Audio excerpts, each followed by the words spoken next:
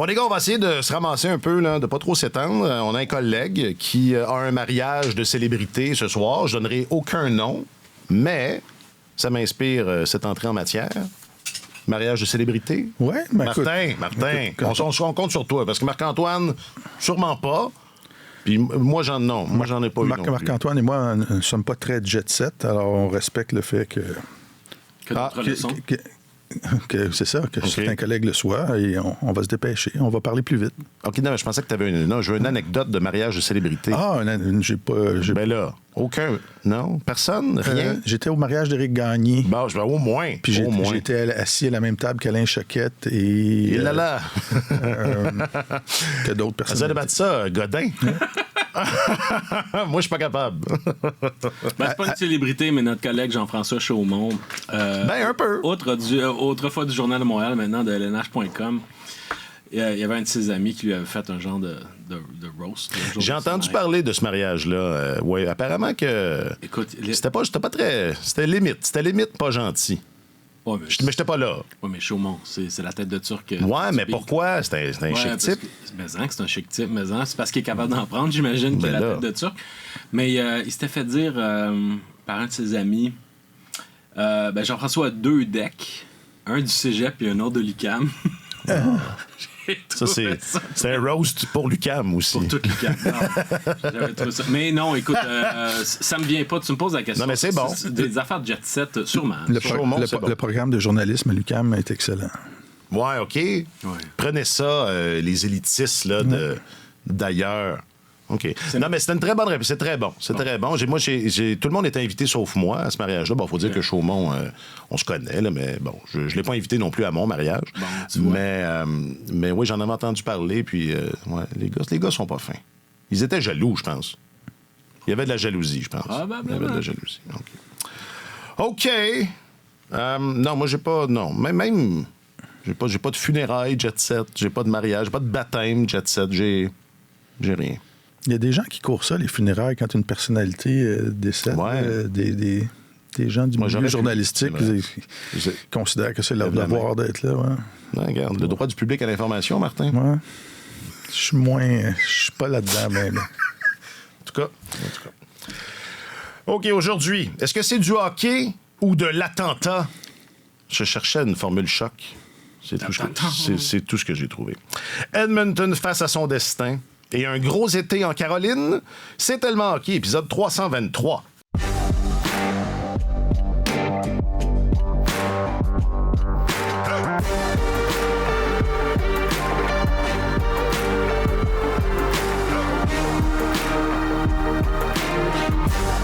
Avec votre journaliste affecté aux affaires du hockey, Monsieur Marc-Antoine Godin. Salut Marc-Antoine. Bonjour messieurs. Et votre chroniqueur principal au service des sports, Monsieur Martin Leclerc. Salut Martin. Messieurs, je suis content de vous retrouver ce matin. Je m'appelle Alexandre Coupal.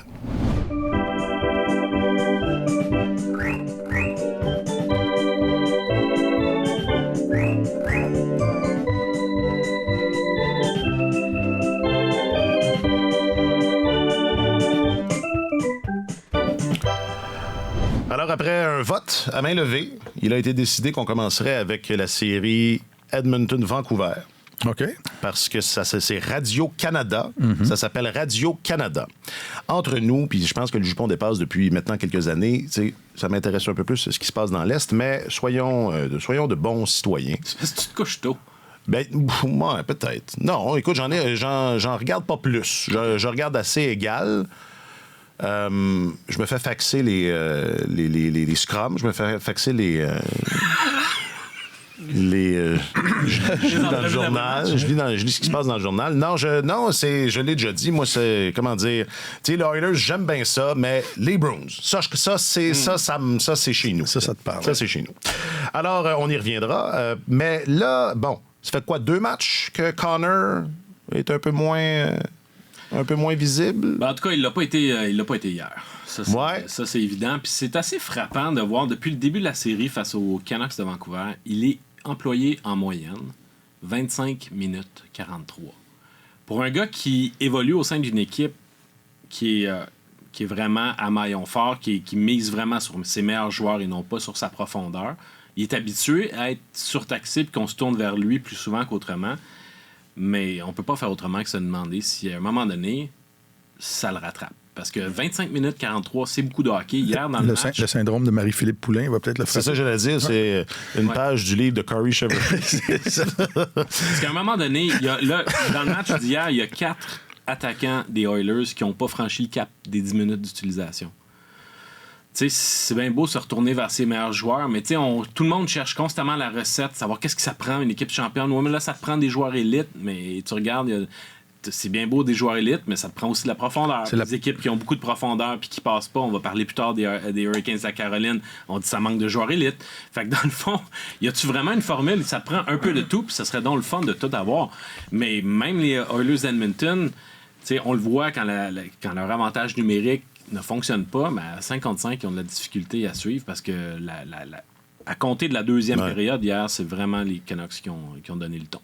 Et là, en plus, c'est pas 0 en 5, genre, l'avantage numérique. Là, c'est ça. Là, ça à un moment donné... Ça fait mal aux Oilers. Oui.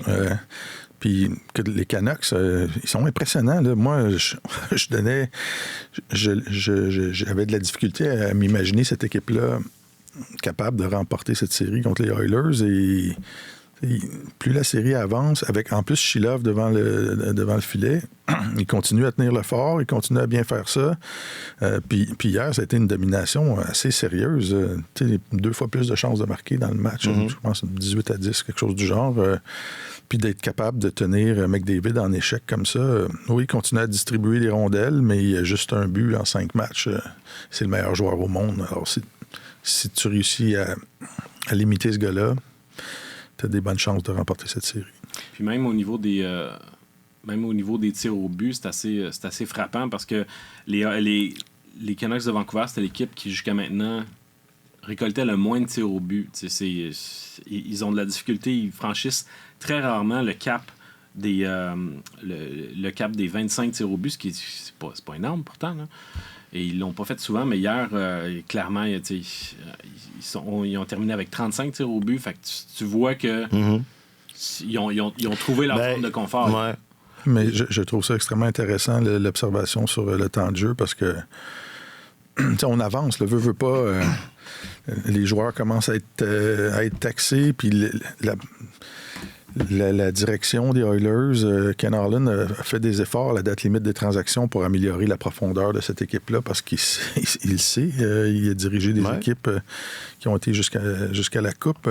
Ça prend ça. Il faut que tu sois capable de compter sur tout le monde. Et si tu n'utilises pas tout ton banc à ce temps-ci de l'année, à un moment donné, tu as des gars qui sont plus capables qui frappent un mur. Et c'est très sournois au hockey quand tes meilleurs joueurs frappent un mur. C'est très, très difficile de se sortir de ça. Tu es dans l'engrenage, tu joues des matchs tous les 2 jours. Les petites blessures surviennent. Alors, je le dis... c'est le thème de la semaine. Je trouve ça intéressant. Oui, et comme quoi, c'est ça. C'est pas une question de genre. C'est universel. J'allais dire, malgré la fatigue et tout, ce serait quand même étonnant. Le prochain match, c'est samedi, si je ne m'abuse. Je pense que tout le monde s'attend à une performance de haut niveau de McDavid. Là. C'est peut-être la saison qui est sur la ligne. Là. Ben oui, absolument. Oui, puis il doit le savoir que lui, il joue pas selon ses propres standards. Il n'y a pas... Draisaitl réussit toujours à se démarquer en séries éliminatoires. Pour McDavid, en ce moment, c'est un petit peu plus délicat, mais là, écoute, il y a urgence pour eux, là. Il n'y a aucun doute. C'est maintenant, ils se battent pour leur survie. Puis tu parles, Martin, du fait que les Oilers sont allés chercher de l'aide à la date limite des transactions. Entre autres, sont allés chercher Adam Henrique, le vétéran des Ducks d'Anaheim. Là, pour l'instant, il est blessé. Il a une blessure au bas du corps. Puis il a raté 4 matchs depuis le début des séries. Mais ça, c'est le genre de profondeur. C'est au sein de ton 3e trio qui fait une différence. C'est ça. Et c'était ça l'idée. Mais il fallait qu'il soit en mesure de jouer. Ouais. Ce qui est pas le cas. Ça aide. Idéalement, sur la glace. Je lisais une analyse qui disait que lors de la ronde 1 entre Nashville et Vancouver, il y avait eu plus la série avançait, plus Vancouver prenait un certain ascendant. Ouais. On pourrait avoir est-ce qu'on a l'impression que c'est un peu ça qui se passe aussi? Hier, tu le disais, Martin, les chances de marquer, il n'y a quasiment pas, il y a presque pas photo. Est-ce que vous observez ça aussi, une espèce de il y avait un choc qui était peut-être un peu plus proche au début, et plus la série avance, plus on a l'impression qu'il y a une équipe qui se détache? Ben, dans le cas de la première ronde, je pense qu'il y avait... À partir du moment où Chilov s'est montré à la hauteur de la situation devant le filet, puis parce qu'on pensait que Nashville allait avoir clairement un avantage devant le filet à compter du moment où Thatcher Demko a été blessé. Mais tu regardes au niveau de l'attaque, je pense que c'est là où les Canucks pouvaient vraiment se démarquer, puis ils ont fini par être plus opportunistes que les Prédateurs. Maintenant, par rapport aux Oilers, oui, en ce moment, ils ont le momentum, les choses semblent aller de leur côté, mais je pense que ça dépend aussi beaucoup de leur niveau de discipline et la quantité de pénalités qu'ils peuvent obtenir, parce qu'on a bien beau comptabiliser les chances de marquer, mais si en fin de compte, ils donnent 6 avantages numériques aux Oilers, puis que les Oilers, avant le match d'hier, ils roulaient à pas loin de 50% d'efficacité. Non, hier, c'est l'anomalie en termes de production. Exactement. Fait que, si dans un match, ils sont capables d'aller en coller 2 en avantage numérique, ben là, ça change la donne. Alors, je pense que c'est vraiment...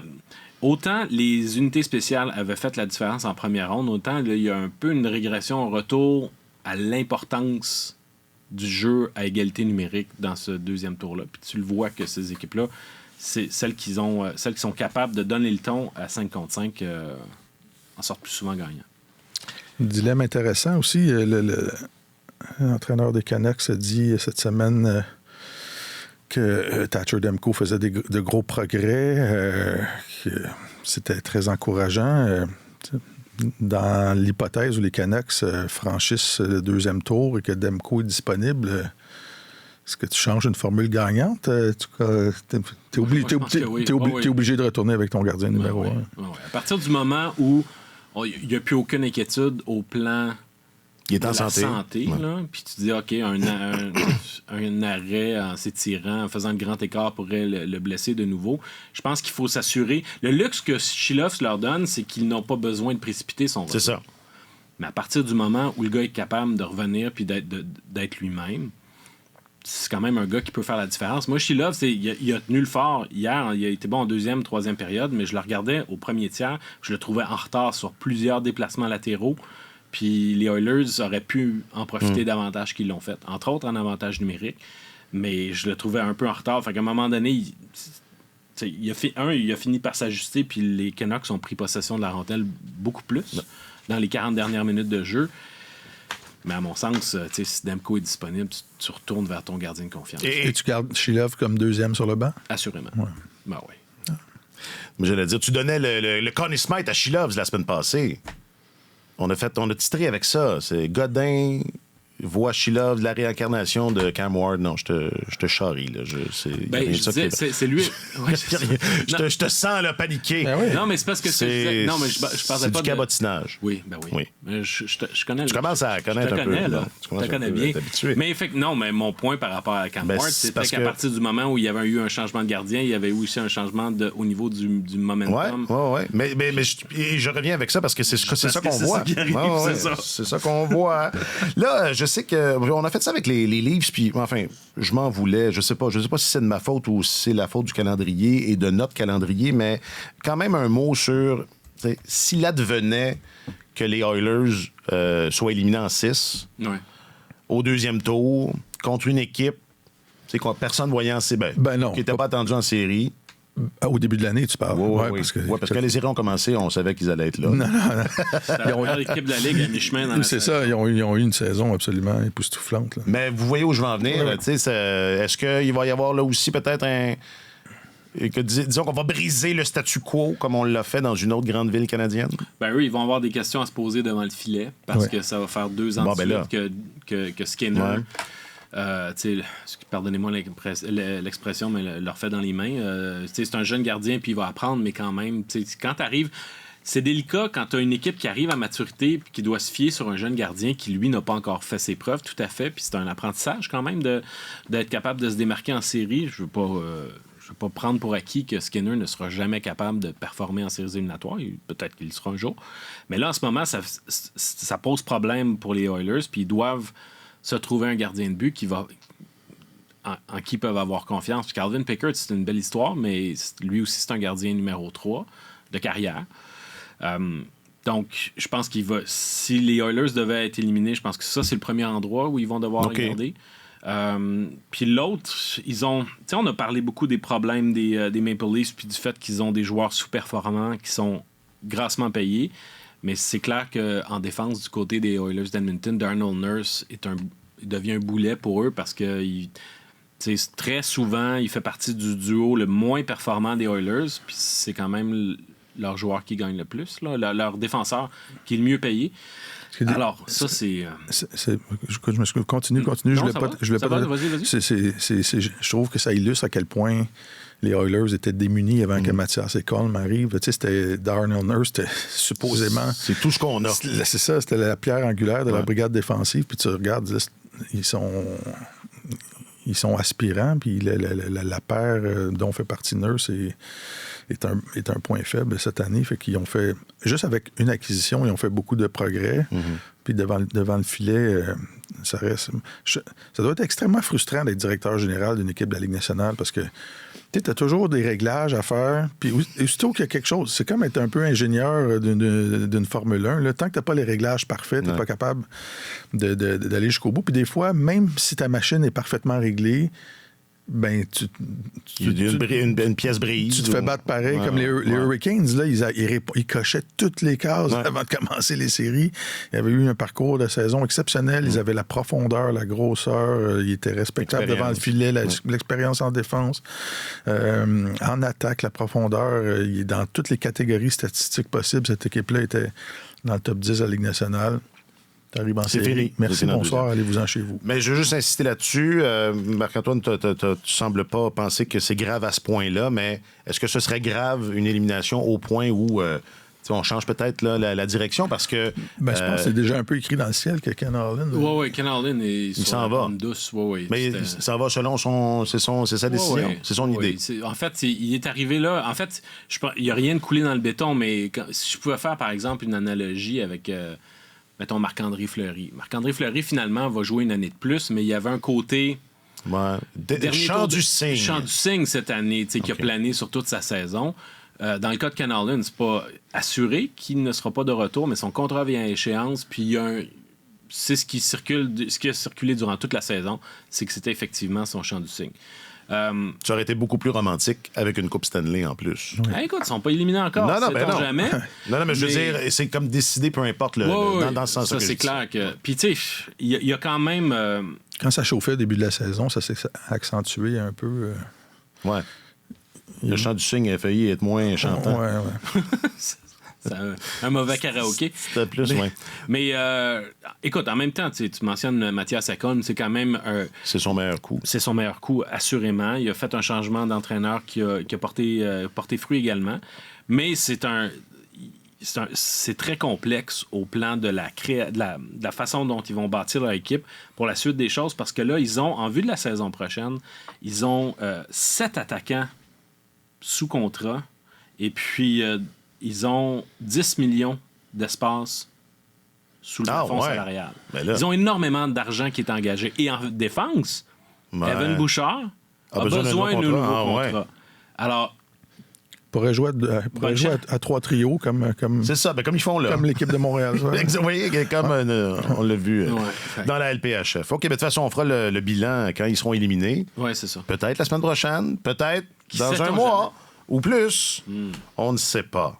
Non, puis surtout que... Ce serait incroyable que cette équipe-là se fasse sortir. Ce serait, comment dire, un choc. Puis j'allais dire, et là, je prépare le bilan, surtout que moi, toute la semaine, j'ai lu que, visiblement, Leon Draisaitl va jouer. Quand il va avoir fini, il reste une année de contrat. Oui. Tout le monde le voit ailleurs qu'à Edmonton. Là, puis c'est pas les...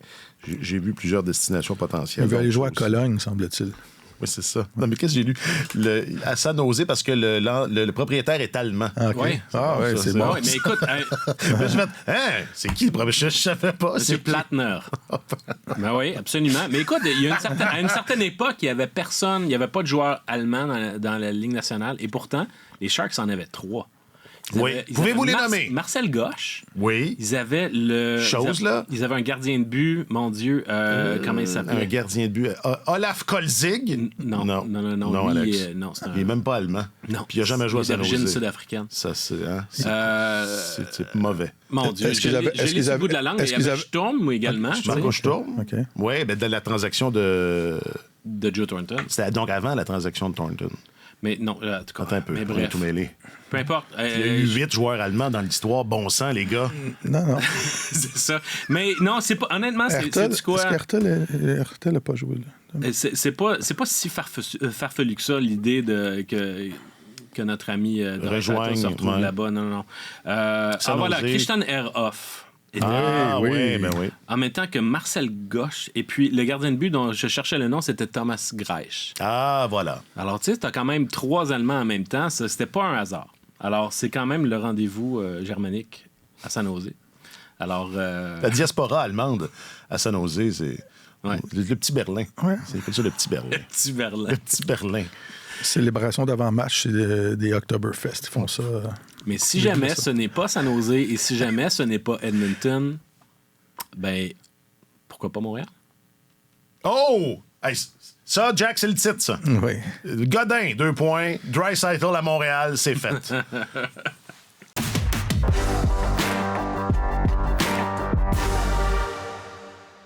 C'est fait! Vous pouvez l'écrire.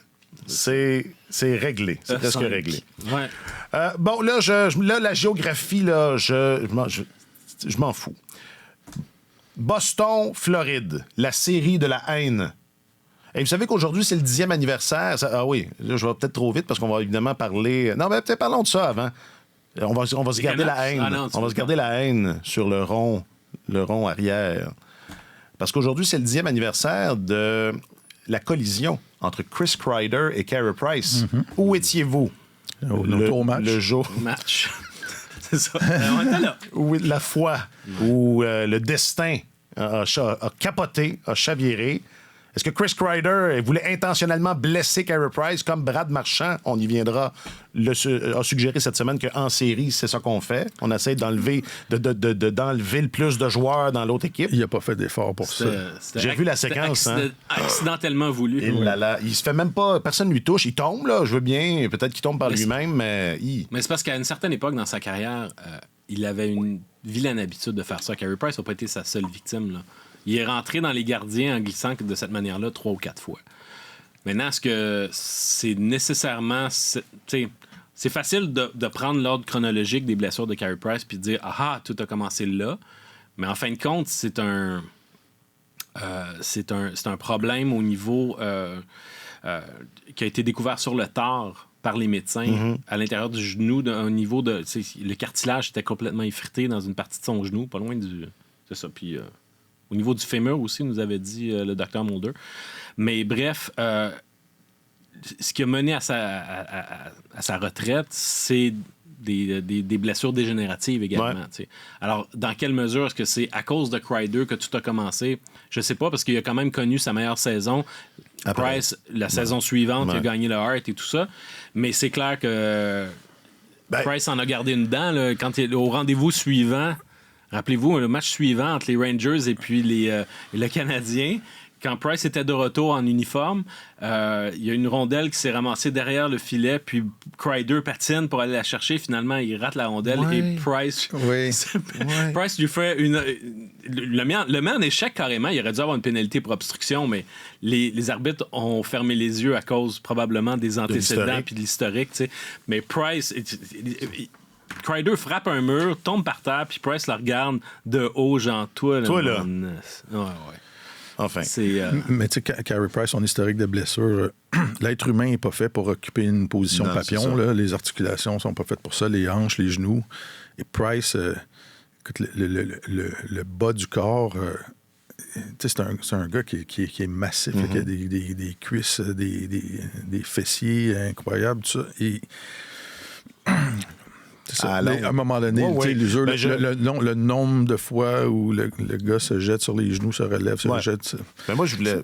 Excuse-moi. Les gardiens très jeunes, dans leur vie, doivent subir des opérations aux hanches, aux genoux et tout ça. Puis Malheureusement, il a juste été rattrapé par le temps. Mais toi, tu voulais nous amener sur le caractère prédatorial je voulais pas suggérer, de M. Kreider. parce que ça a certainement eu un impact. Là. C'était quand même une blessure importante. Mais moi, ce que je voulais suggérer, c'était clair qu'il n'avait pas fait de détour pour l'éviter. Il y a ça. Et ce que je voulais suggérer, c'est qu'on ne saura jamais qu'est-ce que le printemps du Canadien aurait été si Price avait pas été blessé, évidemment.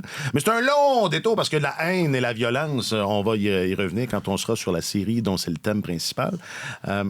Mais Kreider, là, hier, c'est ça, c'est plus le joueur. Enfin, ne fait pas la manchette ce matin pour des. C'est le contraire. Là, il est passé de prédateur à héros national.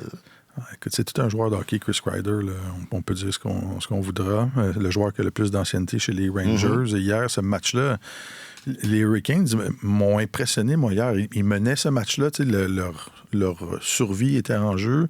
Et on voit des équipes, parfois, qui arrivent dans une situation où ils mènent le match ou en troisième période, là, on se contente d'essayer juste de gérer l'avance, puis on continue à jouer, on joue sur les talons, puis ça joue des mauvais tours. Et les Hurricanes ont continué à prendre l'initiative, ont frappé 2 poteaux, continué à attaquer, à générer des chances de marquer. Puis là, je me disais, les Hurricanes ne reculent pas, ils vont gagner ce match-là, puis on va avoir tout un 7e match. Et Chris Kreider a livré une performance absolument exceptionnelle, le tour du chapeau naturel en moins de 9 minutes. Et des vrais buts de séries éliminatoires postés près de la peinture bleue du demi-cercle du gardien. C'est un des meilleurs de la Ligue. Oui. Dévier des rondelles. Ça a été une performance de série vraiment exceptionnelle. Puis je pense... c'est le seul de l'histoire des Rangers à avoir marqué un tour du chapeau naturel en série avec Wayne Gretzky et Marc Messier. Oui, Marc Messier, ça, c'est pas le soir où il avait garanti la victoire? Quand il avait garanti, c'était pas le but de Matteau en prolongation? En tout cas, dans les deux cas, c'est 1994. Ouais, c'est ça. Alors, c'est quand même une performance impressionnante venant du gars qui a le plus d'ancienneté dans cette équipe-là. Puis, tu te places dans les chaussures des Hurricanes, là, tu dis... Qu'est-ce qu'il va falloir qu'on fasse? A juste joué comme il fallait jouer, puis on a frappé un gars qui jouait une période exceptionnelle. Alors, mais ça fait partie aussi. On cherche toujours du talent élite, puis des joueurs qui vont être extraordinaires, qui sont capables de tout faire, mais la fibre à l'intérieur de l'athlète qui lui permet de s'élever dans les grands moments, ça, c'est ça que tu cherches le plus. Oui. Pas nécessairement celui qui a le plus gros tir ou qui est capable de faire les meilleures feintes, mais celui qui s'impose quand c'est le temps. Puis vraiment, c'est ça qui fait que puis on le voit à Vancouver, JT Miller, depuis le début des séries éliminatoires, il y a ça aussi à l'intérieur de lui. C'est un gars qui en est quand même à sa 3e équipe, mais il y a cet ingrédient-là en lui. Puis Kreider, écoute, c'est un gars qui a été... qui s'est amélioré avec les années aussi. J'ai l'impression que ça fait longtemps qu'il est là. Rappelons-nous, là, l'incident dont je parle, c'est le 10e anniversaire. Kreider était un jeune joueur, mais c'était pas non plus une recrue. Là. Non, mais écoute, il a quand même été repêché quelques minutes après Louis Leblanc. Là. Alors, on avait du fond, on s'amusait, là, on était de bonne humeur. Hein. Pourquoi tu présentes les choses comme ça? Ben non, mais c'est parce que ça donne une perspective... Mais entre nous, regarde, je vais embarquer dans ta parenthèse. D'accord. Au Centre Bell, Bob Gainey repêche Chris Kreider, alors que Louis Leblanc est encore dans les estrades.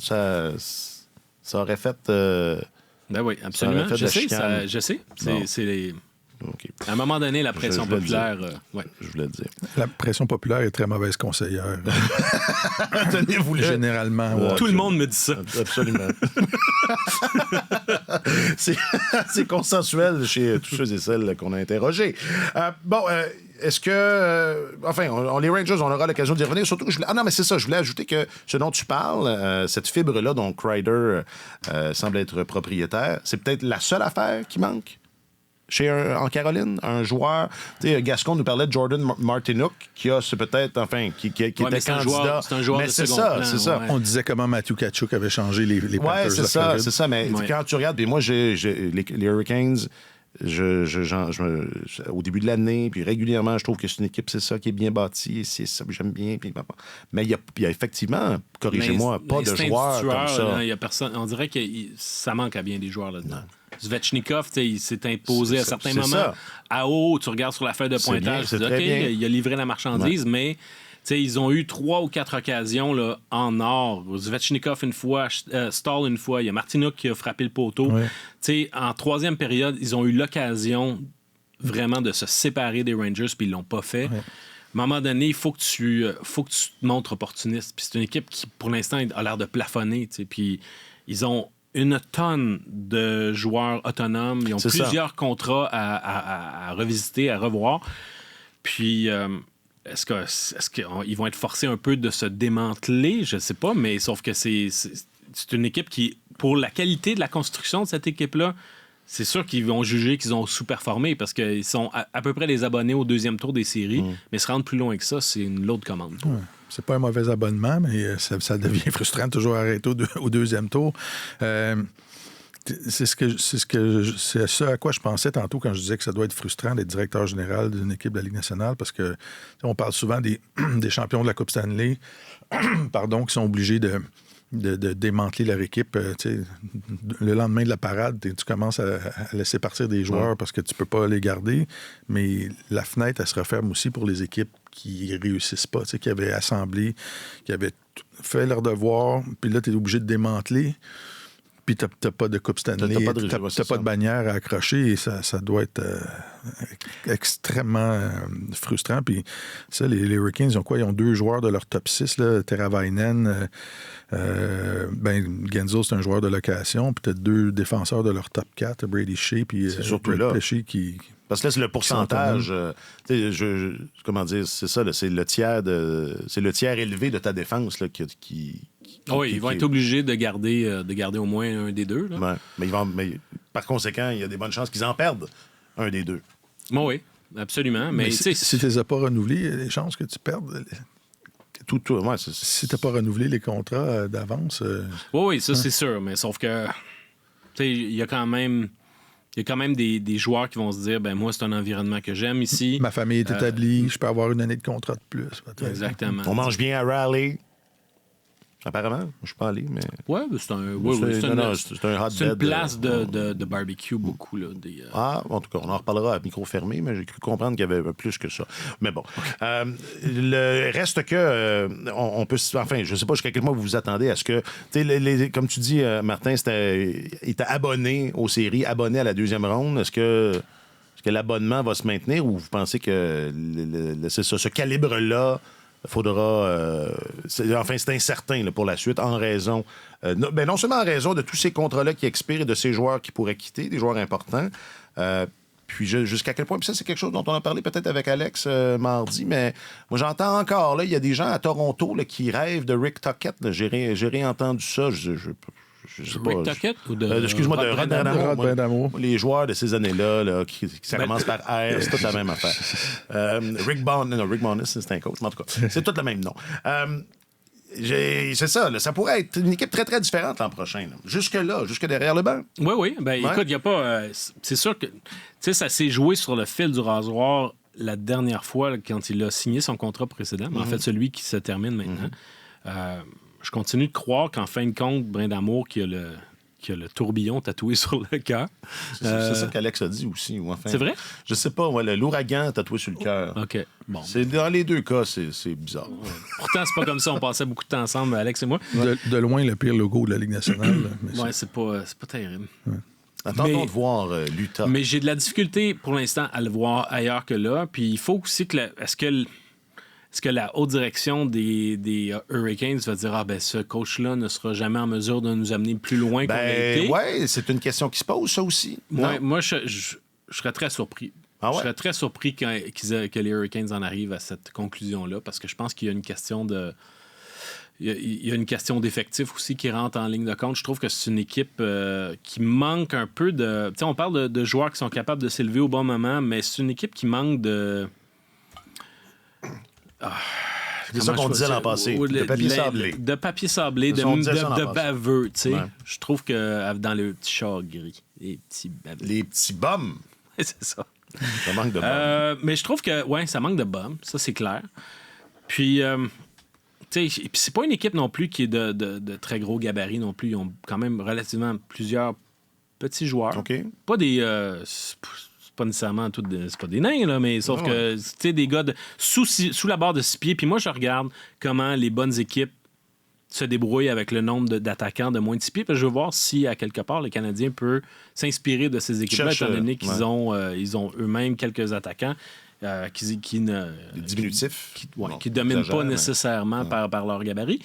Alors là, et si jamais ils perdent certains de ces attaquants-là, ils se disent la saison prochaine, on a des bons jeunes, on a Bradley Nadeau qui arrive, on a Jackson Blake qui arrive, mais c'est encore des petits attaquants.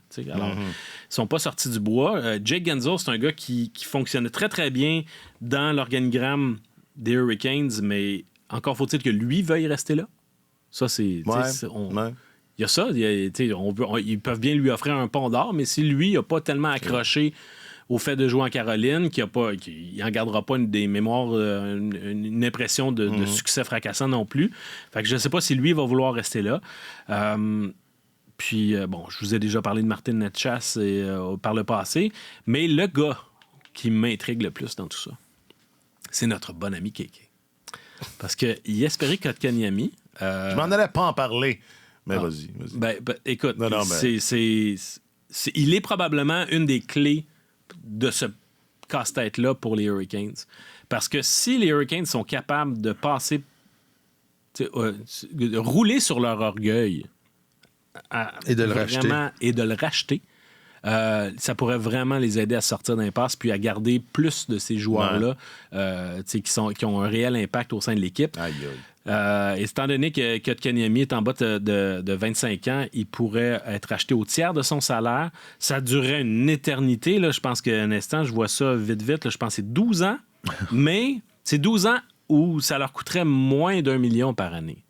Alors, t'encaisses le coût, mais ça te permet de garder peut-être un Brady Shea en défense. Ça t'aide peut-être à garder à la fois Netchas et donner un nouveau contrat à Seth Jarvis, peu importe ce qu'ils choisissent de faire. Mais sauf que là, finalement, ils ont craché en l'air et ça leur est retombé dans le visage avec Kotkaniemi parce qu'il n'est... c'est un problème pour cette équipe-là. On voit plus beaucoup de blagues sur les réseaux sociaux provenant de Raleigh pour narguer le Canadien. La position de Brindamour, je sais que c'est la loyauté, c'est une belle qualité, là, mais il me semble que si il devenait entraîneur autonome, il me semble qu'il serait très convoité sur le marché. Puis, c'est un des endroits... un des rares endroits dans la Ligue nationale où tu peux dépenser sans compter au poste d'entraîneur. Là, si tu as la chance de... Et on regarde la banque d'entraîneurs libres dans la Ligue nationale, des gars qui ont dirigé des équipes qui sont sans emploi. C'est pas si riche que ça. Il y a eu un coup fumant qui a été fait dans le baseball majeur à la fin de la dernière saison. Les Cubs de Chicago ont embauché Craig Counsell comme gérant. C'était le gérant de la grosse équipe rivale des Cubs, les Brewers de Milwaukee. Craig Counsell, c'est un ancien joueur des Brewers. Ils lui ont donné, pour le convaincre de venir diriger les Cubs, ils lui ont donné 8 millions par saison. Et dans le baseball majeur, là, c'était... Ah ouais? Ça a créé une révolution. Là. Je pensais que les salaires étaient quand même plus... Parce que c'est drôle que tu dises 8 millions, parce que la rumeur que j'entendais à Toronto, c'était ça le chiffre qui était avancé. C'était pas 6 qu'il y avait... enfin, 6, combien qu'il y avait eu Babcock? C'était 5, Babcock. Non, c'était plus que ça. Mais c'est parce que c'était un contrat de 8 ans, non? Oui. Il y avait, peut-être. Mais c'était 5 millions par année, je suis pas mal sûr de ça. Alors écoute, Rod Brindamour, habituellement, quand tu as un entraîneur de qualité, tu ne le laisses pas aller sur sa dernière année. Ben non. Je comprends que le propriétaire des Hurricanes a la réputation de faire des coches sur les pièces de 10 sous pour faire plus de 10 sous, mais il y a une fenêtre... il y a une fenêtre là, qu'il pourrait exploiter puis faire vraiment... Oui, puis en plus, le propriétaire des Hurricanes qui a la réputation d'être un peu chiche, là. Un peu, oui. Non, mais c'est bien beau avoir misé effectivement sur la loyauté de ton gars et l'avoir eu à rabais sur le contrat précédent, mais à un moment donné, c'est sûr que si Rod Brindamour, lui, s'ouvre à cette perspective-là, il y a plein d'équipes qui vont être intéressées. Il pourrait dire, je regarde ça, le tatouage d'ouragan là, sur mon cœur, c'est lettre. C'est ça. Babcock, by the way, c'était bel et bien 8 ans. Son contrat était de 6,25 millions. Et bon, On va juste clore là-dessus, parce que là, on parle de Brin d'Amour, de son avenir, de peut-être qu'il quitte. Mais en même temps, selon le modèle, c'est pas un bon candidat pour les Maple Leafs, Martin. Parce qu'il n'a pas eu de succès en série. Ouais. Je tenais à insister là-dessus. C'est une Merci. Très bonne observation. Tu as développé le modèle, je l'ai appris.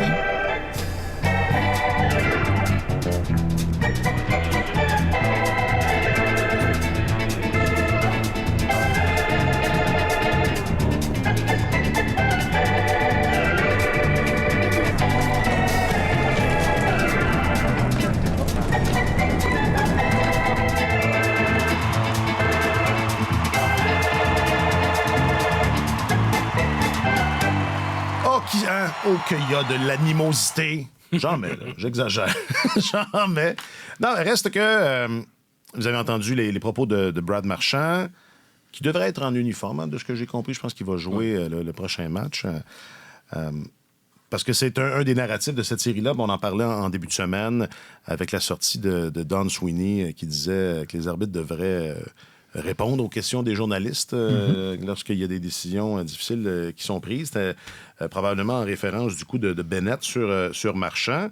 Ce à quoi Marchand a répondu, mais c'est normal que Bennett veuille me blesser. Non, j'over-paraphrase, mais ce que Marchand a dit, c'est qu'en série, il a dit personne ne veut le dire, là, mais en série, de vouloir blesser l'adversaire puis de vouloir enlever des joueurs dans l'équation chez l'équipe adverse, c'est comme ça. C'est comme ça. Il a tout à fait raison. Moi, comme Chris Kreider il y a 10 ans. Non, mais oui, c'est ça. C'est que la raison pour laquelle les équipes... Tu sais, toute l'histoire de haut du corps, bas du corps, soyons conséquents, là. Si les équipes, les dirigeants d'équipe ont dit on veut plus annoncer, dire quelle est la nature des blessures, puis s'en tenir à haut du corps, bas du corps, ou au corps, endolorie de façon générale, ou peu importe... C'est General Soreness, ça c'est Claude Julien à Boston qui avait sorti ça. Alors, c'est flou, merci beaucoup. Mais la motivation derrière ça, c'est parce que les dirigeants disaient, les équipes, on veut pas exposer nos joueurs. Ils vont viser les blessures. Alors, si tous les dirigeants pensent de cette manière-là, puis il n'y en a pas un qui s'est levé pour dire « Ah non, vous savez, on devrait être transparent. C'est pas bien, on devrait... C'est mal. Le public a le droit de savoir. » Il n'y a personne qui a dit ça. Alors, si tous les dirigeants pensent ça, c'est parce que ça se révèle bel et bien. Alors oui, effectivement, il n'y a personne qui va le dire. Marchand l'a dit. Grand bien lui fasse, moi, j'ai pas de problème avec ça. C'est une guerre d'attrition, les séries éliminatoires. C'est pas, il y a des officiels qui sont sur la patinoire pour gérer ça. Quand tu demandes aux arbitres de la Ligue nationale, c'est quoi leur première responsabilité? C'est d'assurer la sécurité des joueurs sur la patinoire. On voit dès le début des séries, les statistiques le démontrent, là, dans les premiers matchs du premier tour éliminatoire, il y a plus de pénalités qu'en saison régulière, alors qu'il y en a beaucoup en saison régulière. Les arbitres ont beaucoup d'hélium dans les bras. Alors, je trouve que c'est quand même bien contrôlé. Là. C'est pas... ce que Brad Marchand a dit, ça n'a rien de comparable avec, souvenez-vous, le scandale il y a une quinzaine d'années dans la NFL où les Saints à Nouvelle-Orléans, il y avait un entraîneur qui donnait des bonnies aux joueurs qui réussissaient à blesser des joueurs adverses sur la ligne. Là. C'est pour le moins antisportif. Non, c'est épouvantable. Ouais. C'est ce que tu peux avoir de pire dans le sport, mais d'amorcer une série avec une autre équipe et de dire, OK, c'est une guerre d'attrition, puis chaque fois qu'on peut vous frapper, on va vous frapper, puis chaque fois qu'on peut vous faire mal, on va vous faire mal. C'est un peu comme ça que ça fonctionne. Et ça fonctionne bien. Oui, puis Marchand est le premier à le reconnaître. Il dit j'ai donné ma part de coups du genre, fait que j'en ai donné, j'en ai reçu dans ce cas-ci, puis on continue. Il faut savoir donner, il faut savoir recevoir. Mais souvent, donner, c'est plus beau que recevoir. Il y a des gens qui préfèrent donner que recevoir. Oui. Dont Brad Marchand, probablement. Mais cela dit, c'est quand même pas... c'est ceux qui ont eu l'occasion de voir sur YouTube les matchs entre les Flyers de Philadelphie puis l'Armée Rouge dans les années 70, là. Des matchs extrêmement... De la violence cochons. Gratuite. Ouais, c'est ça. Oui. Alors, la volonté de blesser était à la puissance 10 comparativement à ce qu'on voit aujourd'hui. C'est plus sournois. On finit notre mise en échec, puis un petit double échec de plus dans le coup, etc. Ça fait mal, c'est salaud, mais... c'est toléré. Il y a les officiels qui contrôlent ça, puis il y a l'importance de l'enjeu aussi. À un moment donné, les situations sont tellement importantes que, comme joueur, tu peux pas faire n'importe quoi pour éviter. Il faut que tu évites de placer ton équipe en difficulté. Là. Tu peux donner un avantage numérique à l'autre, à l'adversaire qui va être déterminant, qui va provoquer l'élimination de ton équipe. Fait qu'il y a quand même un équilibre qui est maintenu. Là. Il n'y a pas de ménagement, mais on n'assiste pas à des... C'est pas des attentats. C'est exact. Dans le dernier match entre les Stars puis l'Avalanche, Chris Tanev a donné un double échec. Geste comme on en voit plusieurs dans un match, sauf que c'était quand même de l'indiscipline. Encore là, il voulait juste rajouter un coup, faire mal à l'adversaire sous les yeux de l'arbitre. Il le savait tout de suite au moment où la pénalité était décernée, puis ça a changé le cours de la rencontre. Ouais. Fait que Martin, tu as tout à fait raison. C'est bien beau de vouloir blesser l'adversaire, mais si tu mets ton équipe dans le trouble en même temps, ça finit par te rattraper. Bon, transitons vers cette série-là. C'est la seule qu'on n'a pas visitée. Puis entre nous, là, les Bruins, le match aurait dû avoir lieu hier, il me semble. On joue avec le calendrier où, enfin, il me semble il ne s'est pas passé grand-chose depuis la dernière fois. Il me semble que les Bruins profitent du plus grand nombre de congés depuis le début des séries. Leurs matchs sont... les matchs contre Toronto, je me plaignais aussi. Je me plains. Non, mais s'ils avaient joué hier, ils auraient peut-être été éliminés, puis ça aurait fait... C'est du contenu, mais il faut que tu t'en gardes. Il faut que tu t'en gardes pour la prochaine. Alors, c'est ce qu'on fera. On y reviendra mardi. On verra si les Bruins sont éliminés. Je me sers de ton exemple de Tanev pour clore avec la série qui oppose Avalanche aux Stars. On pensait que les Stars là, avaient porté un coup dur dans l'avant-dernier match. Mais c'est ça. On dirait qu'on fait cette erreur-là avec l'Avalanche aussi. Et depuis le début des séries, là, on les pense battus avant le temps. Ils ont réussi beaucoup de remontées depuis le début des séries, ce qui n'est pas nécessairement un bon signe. C'était toujours en retard dans les matchs. Et d'ailleurs, dans la dernière rencontre contre les Stars qu'ils ont remporté, l'Avalanche, c'était la première fois qu'ils prenaient l'avance dans un match dans cette série-là. Ils avaient remporté le premier match en tirant de l'arrière, en gagnant en prolongation dans le premier match de la série, si ma mémoire est bonne. Mais ils avaient pas détenu une avance, ils n'avaient pas joué avec l'avance durant une minute depuis le début de la série. C'est quand même, particulier. Là. Donc, les Stars, si tu regardes la tendance lourde de cette série-là, ça continue de pas bien annoncer pour Colorado. Pour le Colorado. Puis Cale Makar s'est levé, a disputé un match exceptionnel, a permis à l'Avalanche de rester en vie dans cette série-là. Mais les grands indicateurs, y compris devant le filet, Ottinger versus Georgiev. En tout cas, là, Alexander. Ça se maintient. Il n'y a pas photo non plus. Quoique Ottinger a peut-être donné un ou deux buts qu'il aimerait revoir dans le dernier match, mais de manière générale... Il en a sauvé quand même. Oui, exactement. Il a été fumant dans plusieurs rencontres depuis le début de la série. Moi, je continue de favoriser Dallas. Je trouve que c'est une équipe qui est extrêmement bien structurée, qui passe pas beaucoup de temps dans sa zone, qui limite quand même les surnombres. Je trouve que l'Avalanche est forcée de s'en remettre un peu à l'image des Oilers, beaucoup à ses meilleurs éléments. La perte de Nichushkin va faire mal. Puis tu regardes, c'est que tu viens par vague avec les Stars, c'est que c'est à peu près... C'est sans arrêt. Puis même leur personnel de soutien, leur troisième, quatrième trio, même si leur quatrième trio ne va pas nécessairement marquer beaucoup de buts, ils vont passer beaucoup de temps en zone offensive, juste écouler du temps. Moi, c'est une équipe qui m'impressionne. Je continue de croire que c'est l'équipe la mieux équipée pour gagner la Coupe Stanley.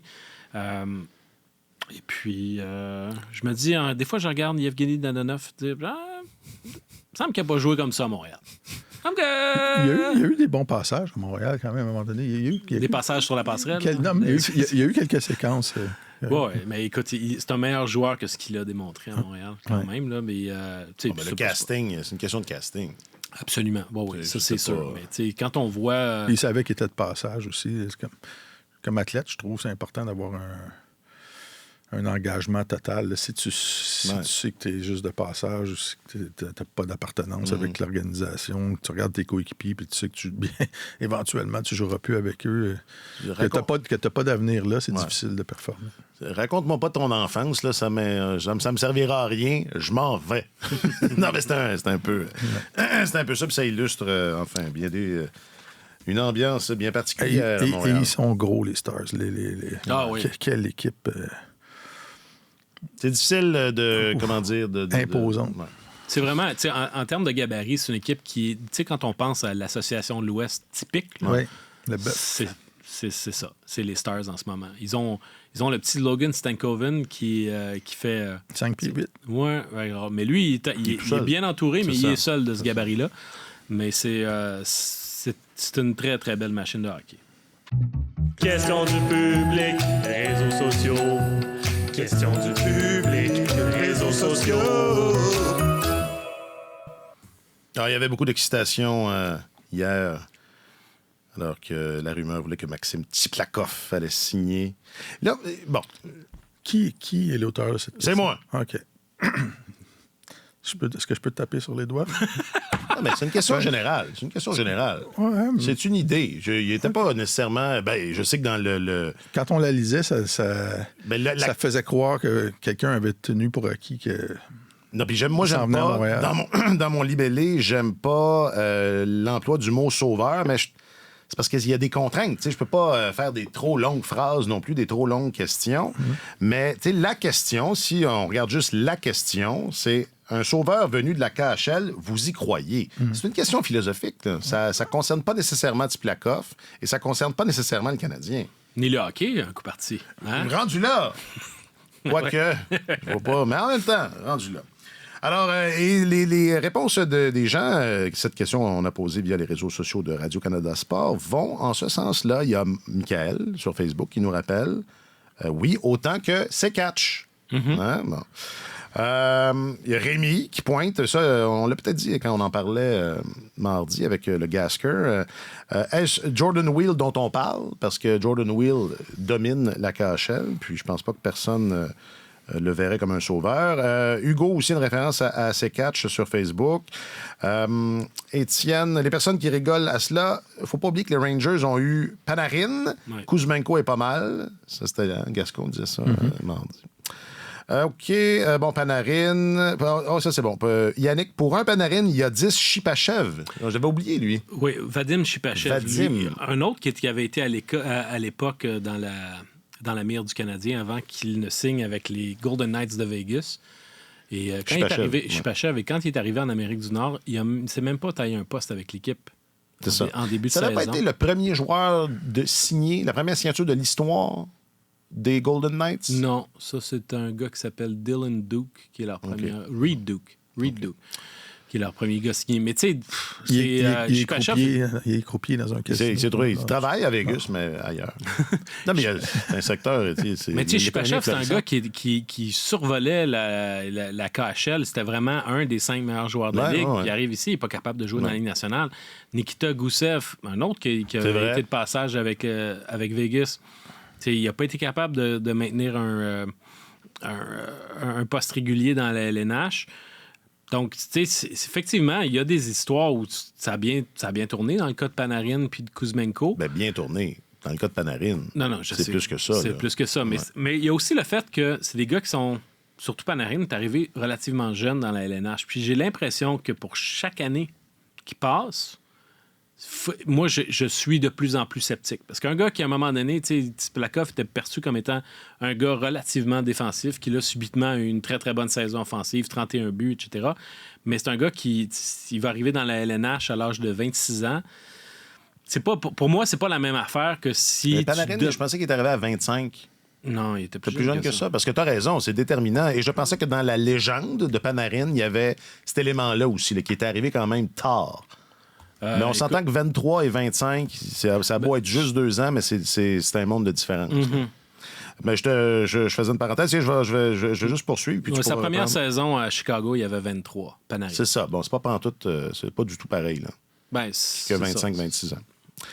Bon, certainement pas un sauveur, mais c'est bien que l'équipe continue à trouver du jeune talent pour compléter son alignement. Ça, c'est François sur Twitter. Et tu disais que le Canadien était là dans le cas de Chipachev. Il y a l'exemple de Sekatch. Il y a un gars qui s'appelait Constantin Okulov, qui n'est jamais venu, mais que le Canadien avait ciblé également, mais la pandémie a joué. En tout cas. Je trouve que ça montre ces courses-là qu'on voit chaque printemps là, aux joueurs autonomes dans les ligues professionnelles européennes. Ça montre juste à quel point le plafond salarial est restrictif, à quel point le râteau a été passé, le tamis a été passé un peu partout, puis les moyennes de succès. C'est pas comme... Ils n'aiment pas ça quand je fais des comparaisons avec le baseball majeur. T'en as déjà une de fait, là.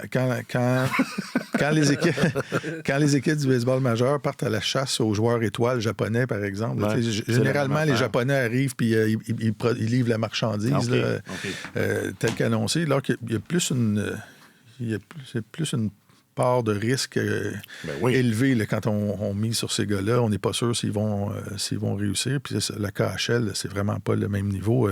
Vous vous souvenez, Eli Tolvanen, il avait joué junior dans la USHL, il avait eu du succès, repêché par Nashville, s'en va jouer à Helsinki. Il avait marqué, on l'avait vu aux Jeux olympiques, j'étais avec Gascon.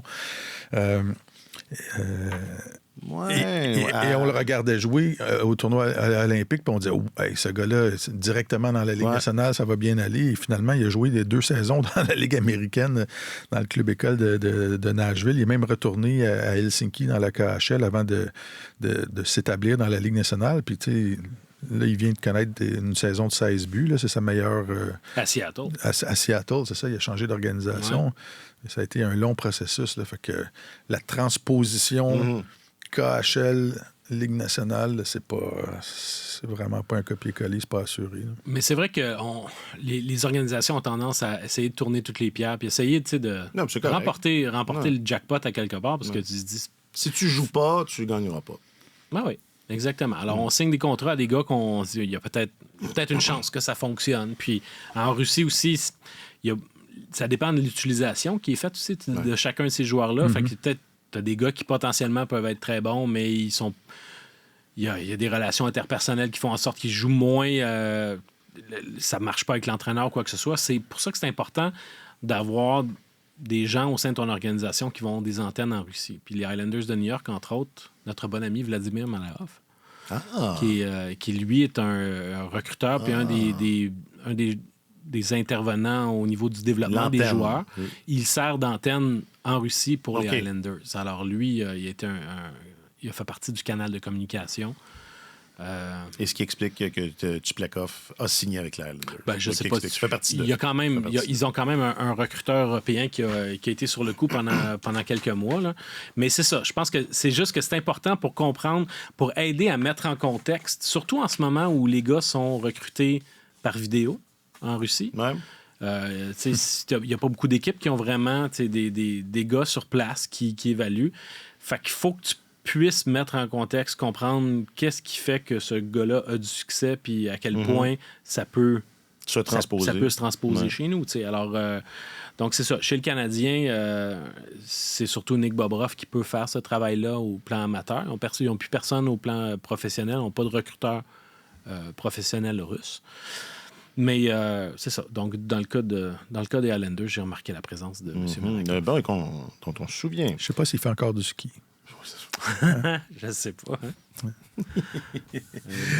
Bon, est-ce qu'il fait la saison, il joue la saison au complet, Chiplakov, ou ça va être fini avant Noël? Ah, vous n'êtes pas obligé de répondre.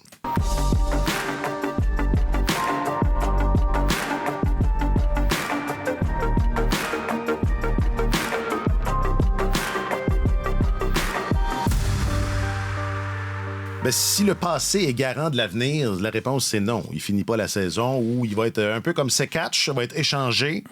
Est-ce que c'était à la fin de sa première année? Je pense que oui. Contre Devante Smith-Pelly. C'est vrai. Est-ce que c'est ça? Oui. Je pense que c'est ça. Oui. Ben, on se disait, dans ça n'a rien coûté. Ça n'a rien donné. Ça n'a rien coûté, ça n'a rien donné. Marc-Antoine Godin. Oui. As-tu quelque chose à ajouter? Oui, je le veux. Oui. Merci infiniment. Ben, écoute, je suis payé pour ça. Il allait, ça, c'était pas, hein? C'était pas la réponse à laquelle je m'attends. Si j'étais pas là, si j'étais pas payé, je serais pas là. Il me semble que ça heurte. Non, les gars. Honnêtement, je pourrais faire bien des affaires ce vendredi matin, mais je choisis d'être avec vous. C'est bon. Mes estimés collègues. C'est parce que si tu viens pas, il n'y en aura pas de jour de salaire. Tu es notre journaliste affecté aux affaires du Canadien et de la LNH. Merci infiniment. Puis passe un bon week-end. Martin Leclerc, tu es notre chroniqueur principal au service des sports. Merci infiniment et passe un bon week-end. C'était un plaisir. Je suis content de voir qu'on a retrouvé notre Marc-Antoine avec ses couleurs, son entrain, son énergie. C'est comme si, mettons, c'est comme Thatcher Demko. Il est de retour. Tu le prends, là, tu niaises pas avec ça. Là. Fait qu'on envoie Sheila couvrir la natation. She loves la piscine. She loves you, yeah. Et voilà. Et voilà. Jacques-Alexis Bernardin est le réalisateur de Tellement Hockey. Merci Jacques-Alexis. Passe un bon week-end. Je m'appelle Alexandre Coupal. Bon week-end à vous tous et à vous toutes. Sur tous les terrains et sur tous vos appareils, Radio-Canada Sport.